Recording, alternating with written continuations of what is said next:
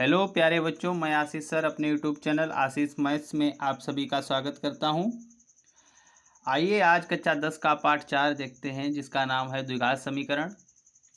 सबसे पहले तो द्विघात समीकरण क्या होता है। द्विघात समीकरण ऐसा समीकरण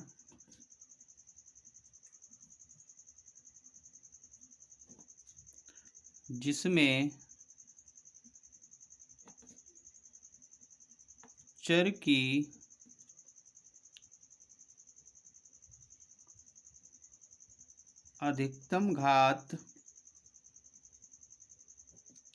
घात 2 हो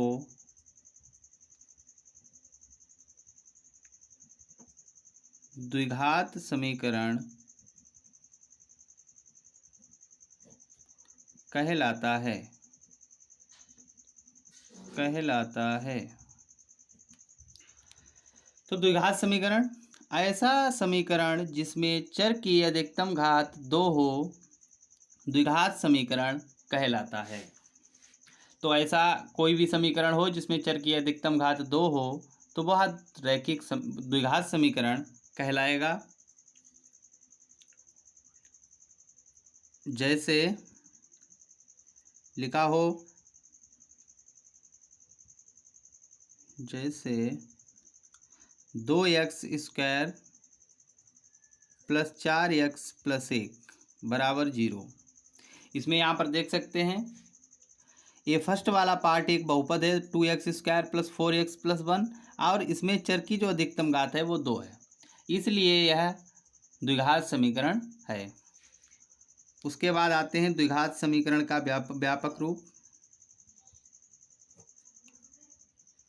द्विघात समीकरण का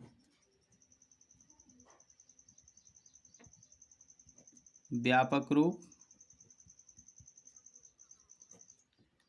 द्विघात समीकरण का व्यापक रूप क्या होता है। तो द्विघात समीकरण और द्विघात बहुपद में सिर्फ इतना ही अंतर होता है। द्विघात बहुपद में वो बहुपद होता है और समीकरण में सिर्फ बहुपद 0 के बराबर हो जाता है।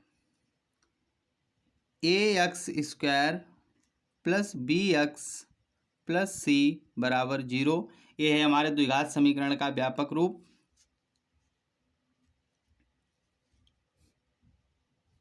जिसमें a ≠ 0। इस यह द्विघात समीकरण का व्यापक रूप है हमारा ax² + bx + c बराबर 0। लेकिन a 0 के बराबर यहाँ नहीं होगा। क्यों नहीं होगा? क्योंकि यदि यहाँ पर a 0 हो जाएगा तो x² वाला पद जो है वो हमारा 0 हो जाएगा, तो समीकरण रह जाएगा bx + c बराबर 0, जो एक रैखिक समीकरण बन जाएगा। तो द्विघात समीकरण के व्यापक रूप में x² का जो गुणांक होगा वो कभी 0 के बराबर नहीं हो सकता है। उसके बाद है हमारा द्विघात समीकरण के मूल।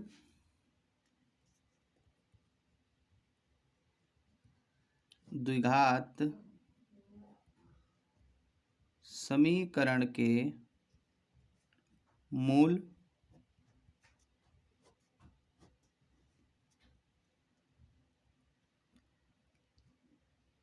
द्विघात समीकरण के मूल किसे कहते हैं? तो चर का वह मान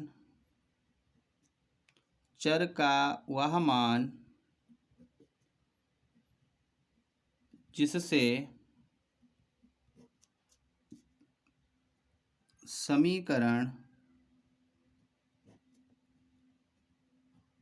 संतुष्ट हो जाता है,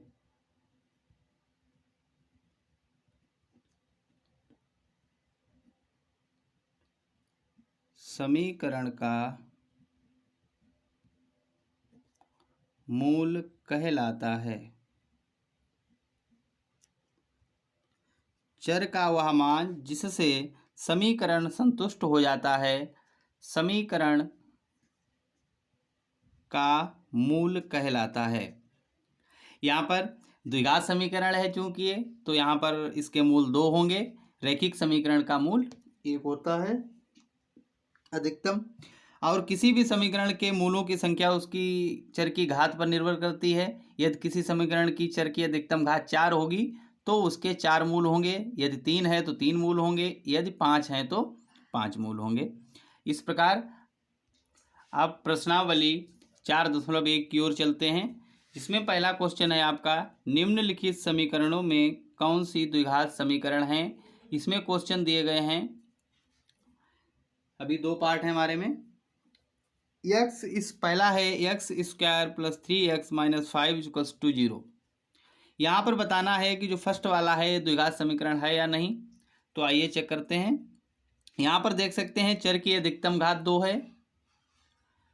यहाँ पर जो चर है वो हमारा x है, तो यहाँ x की घात 2 है, प्लस 3x है, माइनस 5 बराबर 0। इसमें मैं इस द्विघात समीकरण में कोई भी पद शून्य के बराबर नहीं है, कोई भी पद शून्य नहीं हुआ है, अर्थात चर की अधिकतम घात भी 2 है, तो यह द्विघात समीकरण है।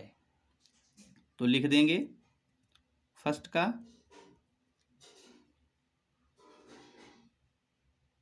समीकरण x square plus 3x minus 5 equals to 0 एक द्विघात समीकरण है।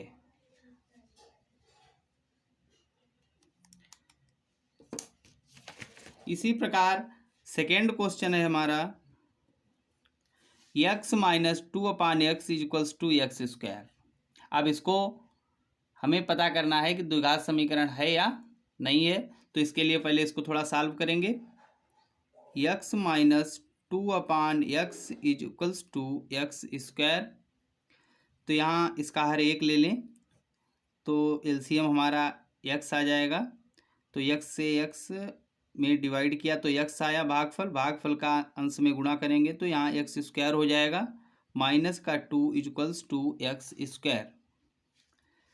तो यहाँ पर हमारा आ गया। अब x इधर डिवाइड में उधर जाएगा तो मल्टीप्लाई में, तो x square minus 2 equals to x square into x, तो x square minus 2 equals to x cube हो गया यहाँ पर।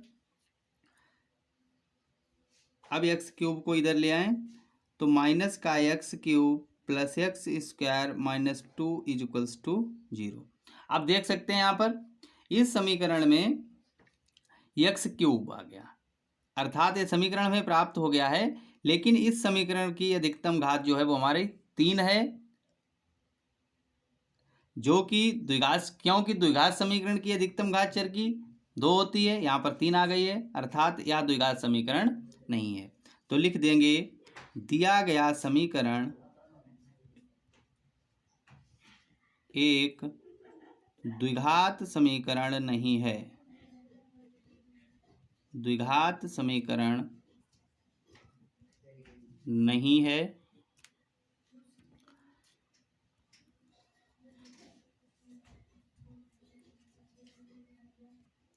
उसके बाद क्वेश्चन नंबर 3 है,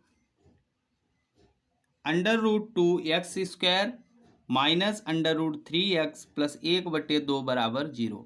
यहाँ पर भी देख सकते हैं √2 है जो एक वास्तविक संख्या है a, b जो है वो हमारा माइनस का √3 है, वो भी एक वास्तविक संख्या है। उसके बाद c जो है वो हमारा 1/2 है जो एक परिमेय संख्या, अर्थात वो भी एक वास्तविक संख्या है।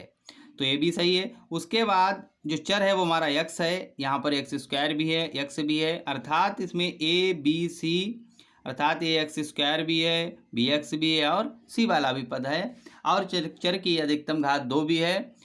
तो यह एक द्विघात समीकरण है। तो लिख देंगे √2x square minus √3x plus 1/2 बराबर 0 एक द्विघात समीकरण है। उसी प्रकार क्वेश्चन नंबर 4 है हमारा, x square plus 1/x square बराबर 3। तो इसको भी सॉल्व कर लेंगे, तो इसके बटे में 1 ले लेंगे तो ये हो जाएगा लासा एक्स स्क्वायर। तो यहाँ से इसमें डिवाइड करेंगे तो इतना ही आएगा, इसका इसमें मल्टीप्लाई होगा तो एक्स की घात 4 हो जाएगा, प्लस यहाँ 1 आ गया इक्वल्स टू 3। तो ये हमारा बनेगा x की घात 4 प्लस 1 बराबर, इधर x स्क्वायर का 3 में गुणा हो जाएगा तो 3x स्क्वायर हो गया। तो x की घात 4 3x स्क्वायर को इधर लाएंगे तो 3x स्क्वायर हो जाएगा और प्लस का 1 इक्वल्स टू 0। अब यहाँ पर देख सकते हैं क्वेश्चन नंबर 4 में हमारे चर की जो अधिकतम घात है वो 4 आई है, जो एक द्विघात समीकरण की घात नहीं हो सकती, अर्थात यह भी एक द्विघात समीकरण नहीं है। तो लिख देंगे दिया गया समीकरण एक द्विघात समीकरण नहीं है। इसी प्रकार क्वेश्चन नंबर 2 देखते हैं। निम्नलिखित प्रत्येक समीकरण में ज्ञात कीजिए कि दिया गया मान दी गई समीकरण का हल है या नहीं। तो यहाँ पर कुछ समीकरण हमें दिए गए हैं, जिसमें समीकरण निम्नलिखित प्रत्येक समीकरण में ज्ञात कीजिए, ज्ञात करना है कि दिया गया मान, जो इसके सामने ये जैसे समीकरण लिखा हुआ है, मान दिया गया है, ये मान चेक करना है कि समीकरण का हल है या नहीं है। तो आइए देखते हैं पहला question. 3x square minus 2x minus 1 equals to 0। अब यहाँ पर जो इसका मान दिया गया है वो है x बराबर 1। तो इस x बराबर 1 मान को इस समीकरण में रख के देखेंगे। जैसे हमारा इस समीकरण का जो लेफ्ट हैंड साइड है उसमें हम x का मान रखेंगे, यदि हमारी राइट साइड के बराबर आ जाता है तो यह इस समीकरण का हल हो सकता है, यदि नहीं आता है तो इस समीकरण का हल नहीं होगा। तो यहाँ पर हम ले लेंगे इसकी LHS side, LHS 3x square minus 2x minus का 1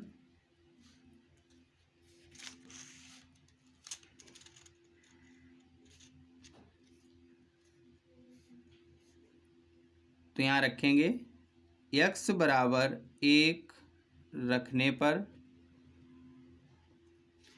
तो यहाँ 1 रखेंगे तो 3 1 का वर्ग हो जाएगा, चूँकि यहाँ x स्क्वायर है, माइनस 2 इंटू 1, x की जगह पे 1 रखा, मल्टीप्लाई करा दिया, माइनस 1 बराबर 3, यहाँ 1 का वर्ग 1 होता है, माइनस 2 1 2 माइनस 1, तो यहाँ 3 1 3 माइनस 2 और 1 3 हो जाएगा इधर बराबर 0, जो हमारी RHS साइड के इक्वल आ गया।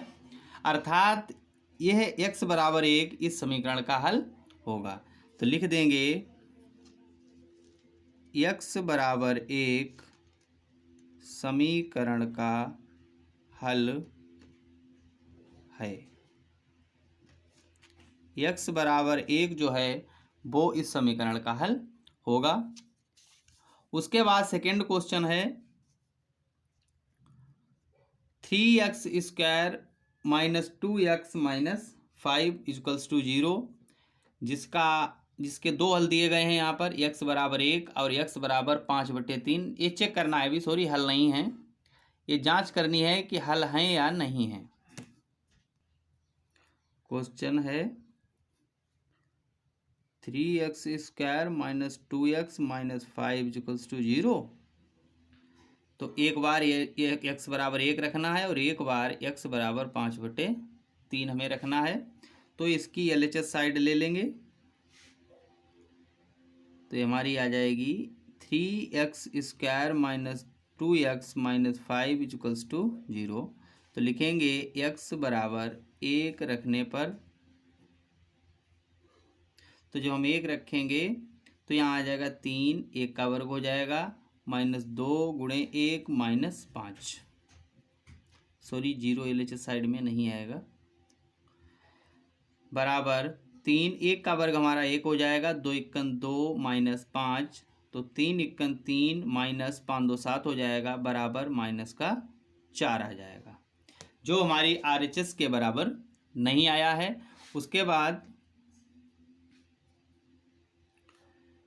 दोबारा लेंगे LHS 3x² minus 2x minus 5। इस बार x का दूसरा मान रखेंगे, x बराबर 5/3 रखने पर, तो यहाँ पर जब हम मान रखेंगे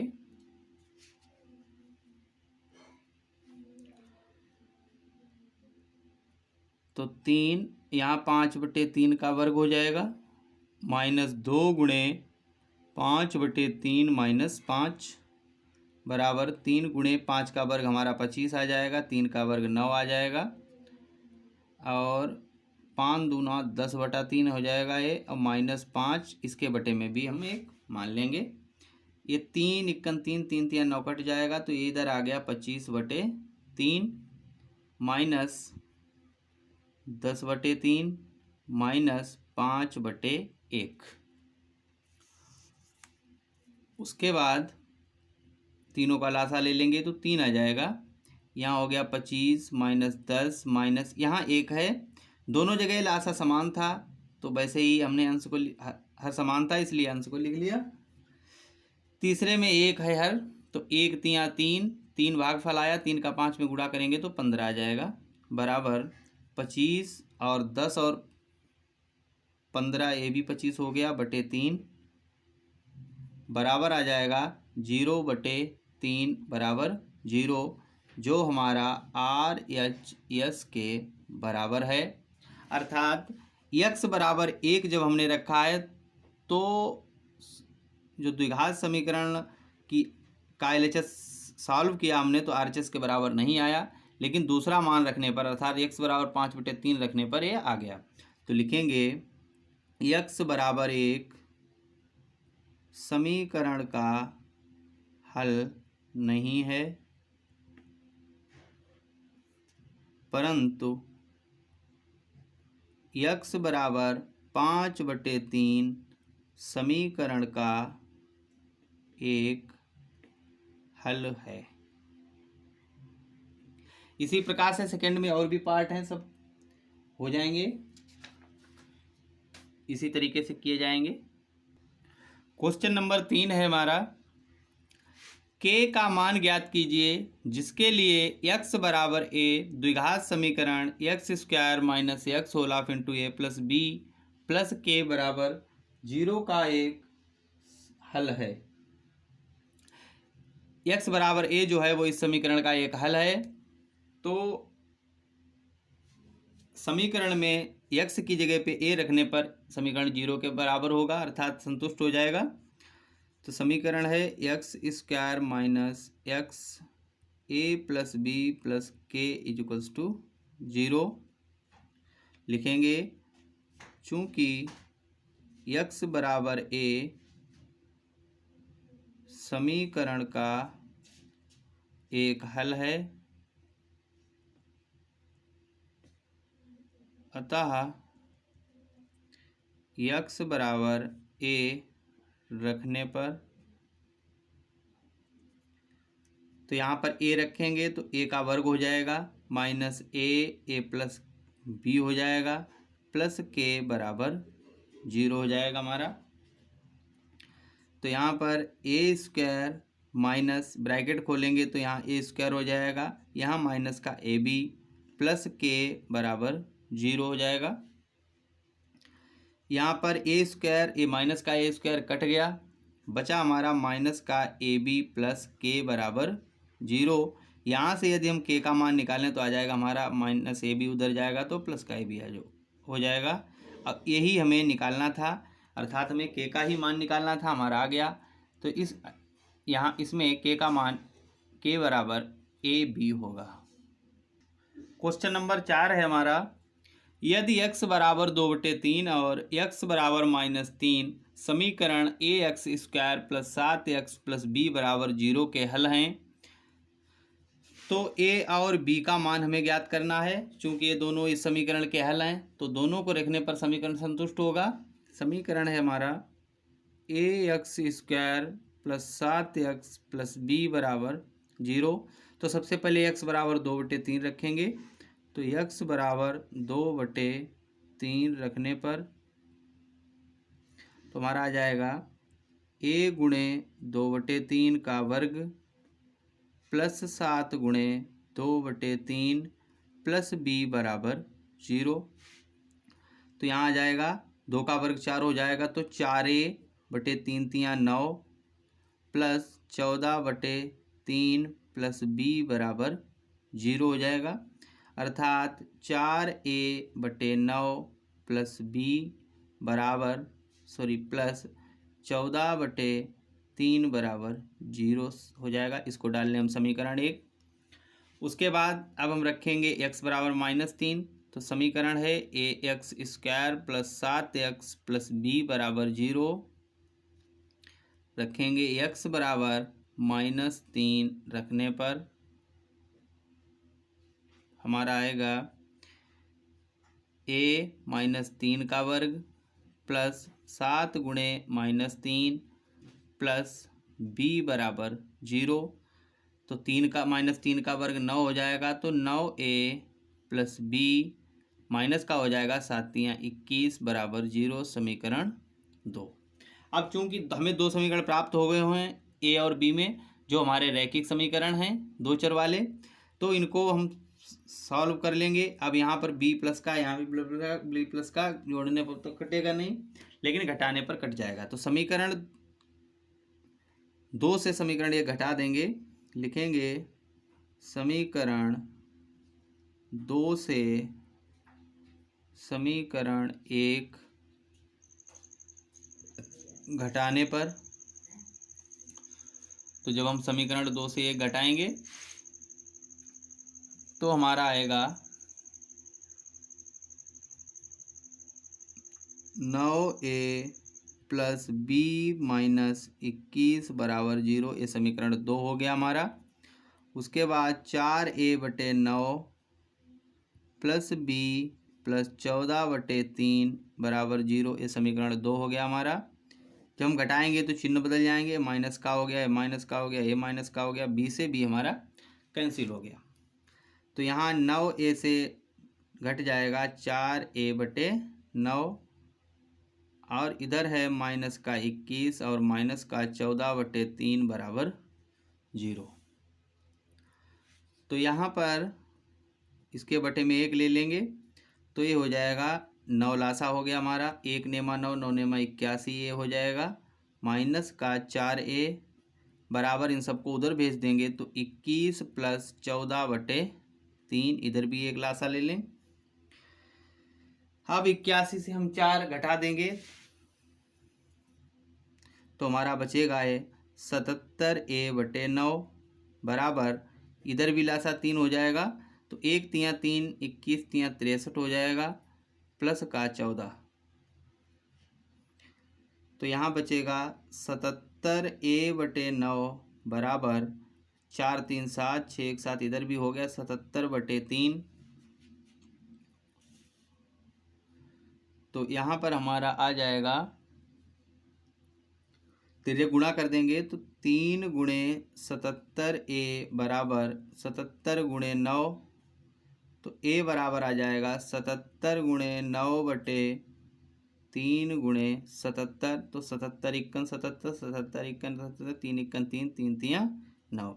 तो इस प्रकार हमारा जो a का मान है वो 3 के बराबर यहाँ आ गया है। अब उसके बाद हमें b का भी मान निकालना है, तो लिखें b का मान, समीकरण 2 समीकरण है, इनमें से किसी एक में रख देंगे, तो लिखेंगे a का मान समीकरण 2 में रखने पर,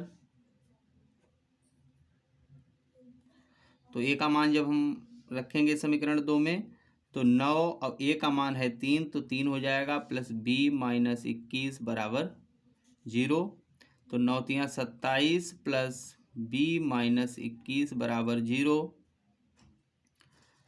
तो यहाँ पर आ जाएगा b, और 27 और 21 से प्लस के हैं माइनस के हैं तो घट जाएंगे, तो 6 बचेगा, प्लस का 6 बराबर 0, तो b बराबर आ जाएगा हमारा माइनस का 6।